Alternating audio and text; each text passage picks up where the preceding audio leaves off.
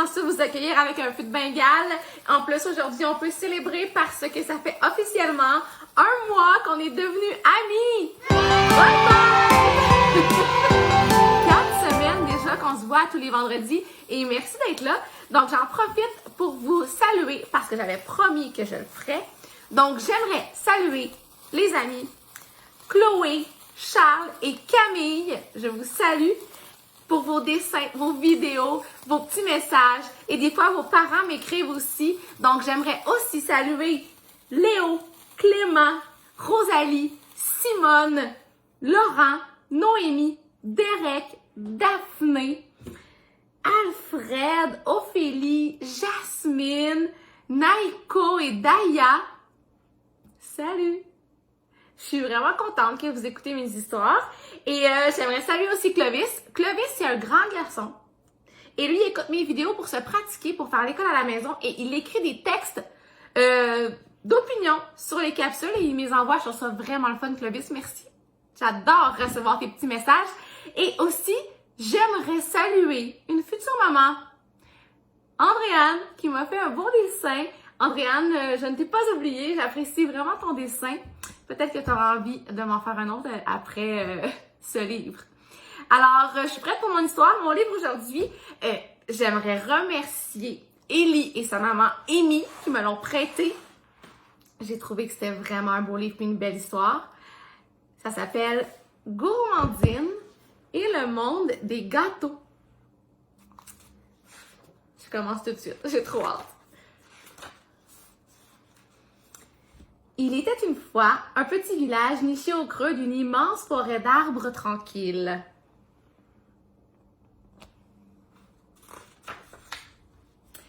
Ce village était peuplé essentiellement d'hommes, car on ne sait pas par quel mystère les femmes disparaissent une à une.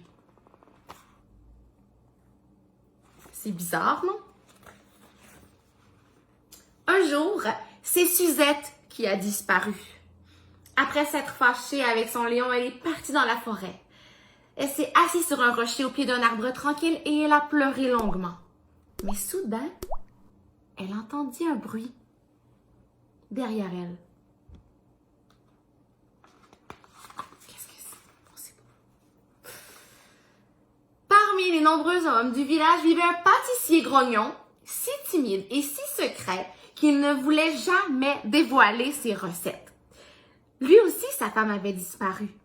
Et il élevait donc seul sa petite fille unique, Gourmandine.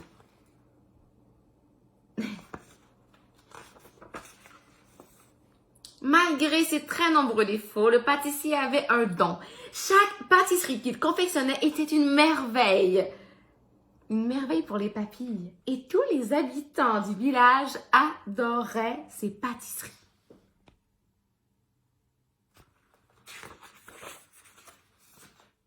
D'ailleurs, il n'était pas rare pour les villageois de déguster des repas uniquement constitués de gourmandises. Imaginez, si on pouvait manger juste des gâteaux, juste des chocolats, des bonbons. Ça me donne une idée. J'ai une idée. Si tu as le goût de faire ça cette semaine, tu fais une journée à l'envers, OK? Donc ça, c'est vraiment drôle. Tu t'habilles à l'envers, tu fais ton chalet à l'envers, tu fais tout à l'envers, tu peux même marcher de reculons toute la journée. Et le soir, au souper, tu commences par manger ton dessert. Donc, tu manges ton dessert en premier et ensuite, ben, tu manges ton repas principal. Moi, c'est drôle parce que mon amoureux super-héros, il fait souvent ça. Je continue mon histoire, désolée. Mais afin de préparer tous ces délices, le pâtissier avait besoin de longs moments de concentration seul dans son atelier. Même sa fille Gourmandine avait interdiction d'y entrer.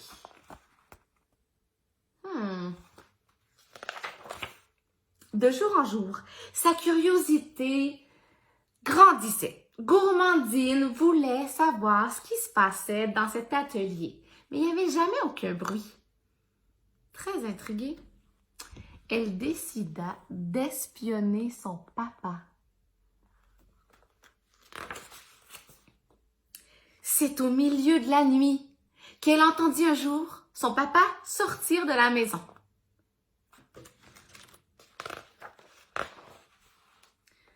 Sans perdre un instant, elle dévala l'escalier en chemise de nuit et courut derrière le vélo du pâtissier qui s'éloignait en vitesse.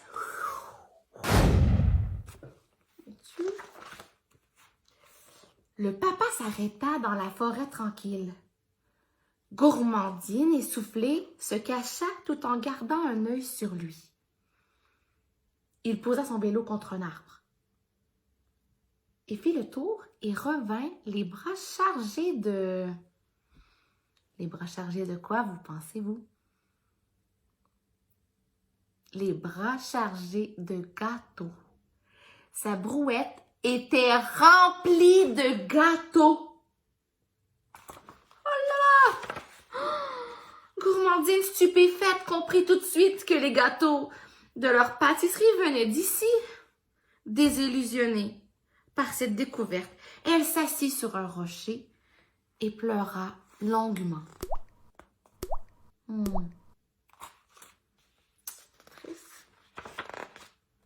Mais soudain, elle entendit un bruit. Un petit buisson ouvrait ses branches, laissant éclore une magnifique lumière qui l'attira. Derrière le buisson se dessinait un sentier parsemé de miettes de gâteaux. Il montait très haut, le long d'une colline. Gourmandine goûta d'abord timidement à un petit morceau de gâteau. Quelle délicieuse miette! Intriguée, elle continua sa montée. Au sommet de la colline, elle découvrit un univers éblouissant, aux couleurs douces. C'était un monde rempli de gâteaux, de sucreries et de pâtisseries. Attention, j'ai hâte de voir. Oh là là! Émerveillée, Gourmandine marchait les yeux grands ouverts dans le monde des gâteaux. Tout était délicieux. Est-ce que tu vois? Une fontaine en chocolat. Oh mon Dieu, c'est un lac de caramel. Un arbre de sucre cristallisé. Des montagnes à la glace et aux framboises. Oh mon Dieu! C'est magnifique! Des sucreries dans les arbres. Hey, ça me donne une idée. J'adore tellement recevoir vos dessins. Est-ce que ça vous tenterait de me faire un dessin du monde des sucreries? Le plus beau monde des sucreries là, que vous imaginez, avec le plus de couleurs. Qu'est-ce que vous imaginez, vous? Une chute de Nutella? Je sais pas, des arbres qui donnent des suçons, des fleurs en bonbons. Tout peut exister dans notre imagination. Alors, si jamais ça te tente, moi, je pense que je vais en faire un pour la semaine prochaine. Tu peux m'en faire un aussi. Et donc, Gourmandine avait l'impression de rêver. Elle goûta quelques sucreries et continua sa promenade enchantée. Regardez, un arbre avec des cupcakes. Ça me donne faim. Au loin, elle entendit des voix de femmes. En s'approchant, elle distinguait des rires et des chants. Elle s'approcha encore un peu et découvrit une immense cuisine où des dizaines de femmes préparaient des gâteaux et cuisinaient en riant. Parmi elles, Gourmandine reconnut sa mère et Suzette, et l'épicière, et la voisine, et la crémière. Toutes les femmes de la ville étaient rendues à cet endroit. Confuse, elle appela sa maman au milieu de ce capharnaüm. Un silence jamais encore entendu au monde des gâteaux perturba chacune des femmes. Et la petite fille avança. Elle avança vers sa maman, en lui demandant ce qu'elle faisait là. Elle s'ennuyait de sa maman.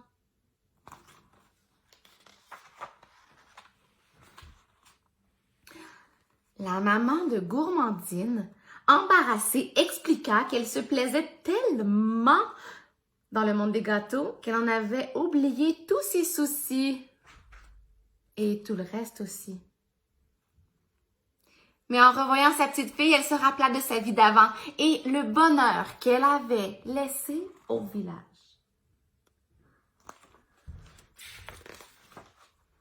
Son village se mit alors à lui manquer.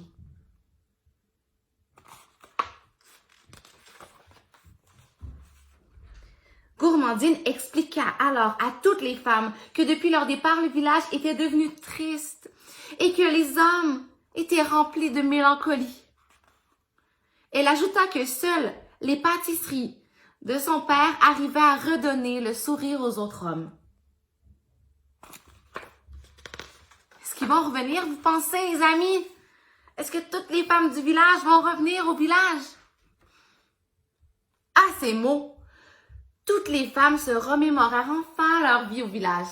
Elles s'étaient réfugiées ici pour faire fuir de leur tracas, pour oublier ce qui les tracassait à tous les jours. Mais en trouvant le bonheur au monde des gâteaux, elles avaient tout oublié. La mère de Gourmandine, elle s'étonna d'apprendre que son mari avait repris son propre travail de pâtissière.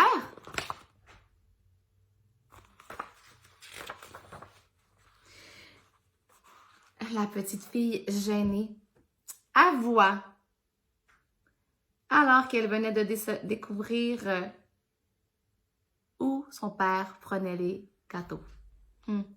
Au pied d'un arbre.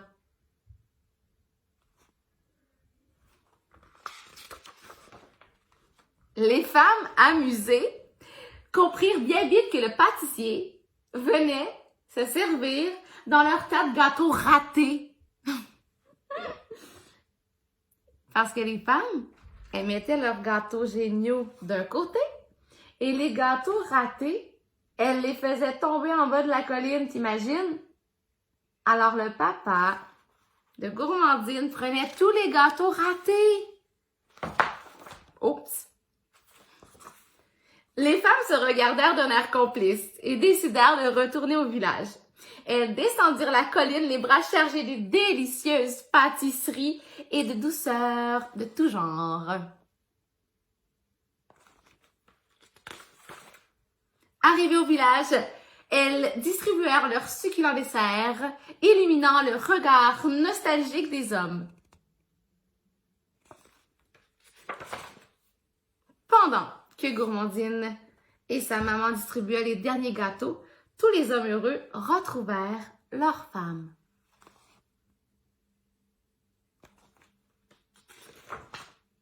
Les familles enfin réunies rentraient chez elles, dégustant les précieux trésors du monde des gâteaux, finalement bien meilleurs que ceux du pâtissier grognon.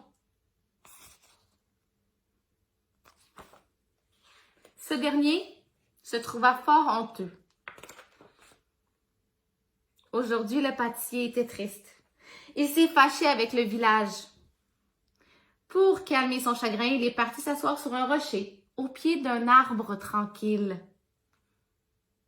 Il a pleuré longuement.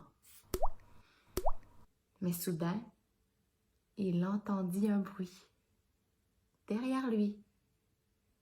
Est-ce que ça vous dit quelque chose, ce bruit-là? Est-ce que c'est le bruit que Amandine a entendu quand les buissons se sont ouverts pour donner la lumière et le chemin vers la colline?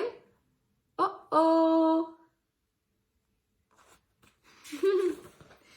Je crois que le pâtissier est parti en haut de la colline, lui aussi. Wow! C'était vraiment une belle histoire! J'ai adoré ce livre.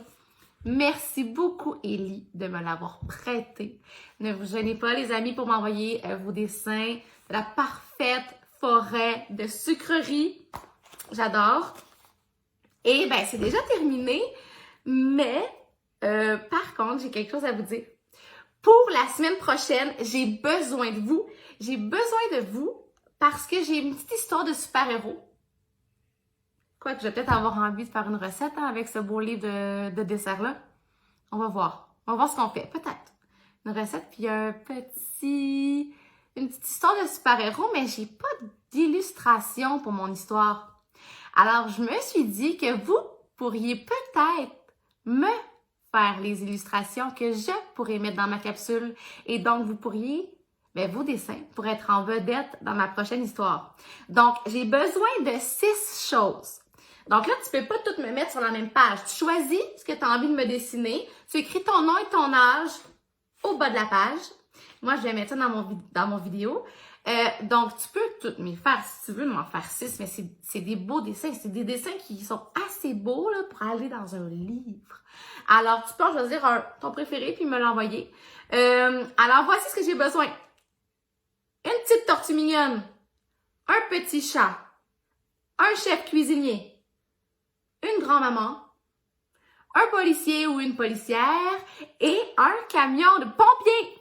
Alors, envoie-moi ça avant mercredi. Et de mon côté, je vous ai envoyé vos cartes postales. Donc, si vous les recevez, laissez-moi savoir. Envoyez-moi une petite photo. Je vous aime. À la semaine prochaine!